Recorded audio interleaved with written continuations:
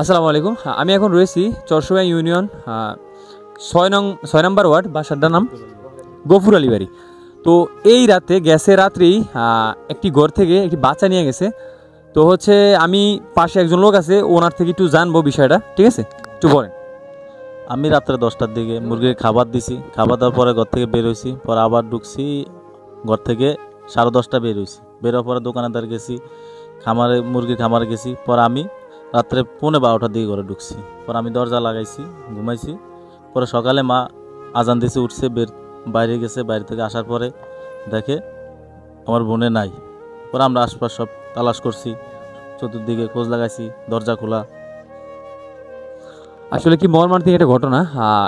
চোর মানে এরকম ভাবে ভেস্কি দিয়েছিল যে তারা কোন সময় দরজা খুলে রাখবে কিংবা কোন সময় মানে বাসা থেকে একটু মানে সাইডে যাবে, তো ওই সময় ঢুকবে।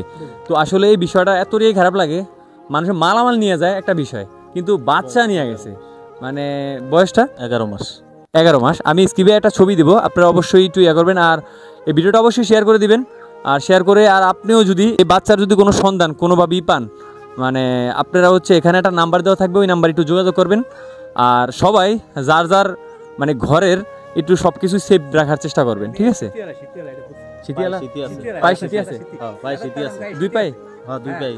দুই পায়ে শীতে আছে, একটু যদি আপনারা চুল পাক না, আচ্ছা, একটু চুলও পাকনা আছে, আর হচ্ছে গায়ে শীতে আছে, পায়ে শীতে আছে না? তো ঠিক আছে, আপনারা হচ্ছে যদি সন্ধান পান কোনোভাবে, অবশ্যই এখানে একটু নক দিবেন, এই নাম্বারে যোগাযোগ করবেন, তো অনেক উপকার হবে। আর একটা জানেন তো, যার বাচ্চা হারায় যায় কিংবা জারিয়ে যায়, তাদের পরিবারের অবস্থা কিরকম থাকে, ঠিক আছে? আমি রাত্রে 12টায় বাবুর ঘুমাইছি, ঘুমানোর পরে বাবু ঘুম গেছে। আমি একবার টুকাইছি, টুকে দেখি কি খাতা খুঁজতে সব ঠিক আছে, কিন্তু আমি বুঝি কি বাবু আছে। তাহলে আমি আবার ওই কেটে হইয়া ঘুম গেছি। ঘুম যাওয়ার পরে আমি উঠতে দেই, আমার বাবু নাই। শুনতে টুকাইছি মানে 3টার দিকে হইব, শুয়েছি তো 12টায়, ঘুমাইছি 12টায়। 12টার সময় কি অনেক কাছে ছিল?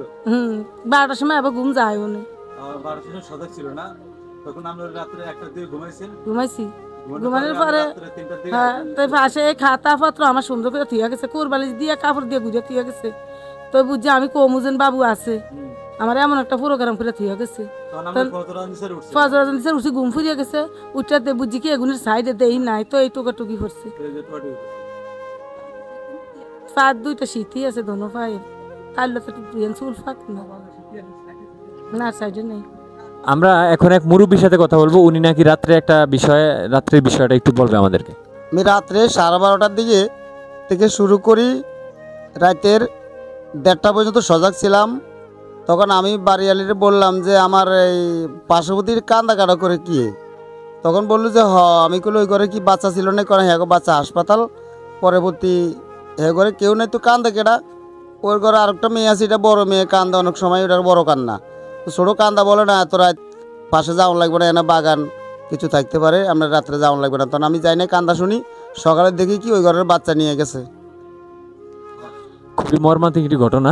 আর আপনারা হচ্ছে এই পরিবারের জন্য অবশ্যই দোয়া করবেন, আর সবাই একটু চেষ্টা করবেন, যদি আপনার জানা মতে এরকম কোনো পান অবশ্যই জানাবেন, আর এই নাম্বারে যোগাযোগ করবেন।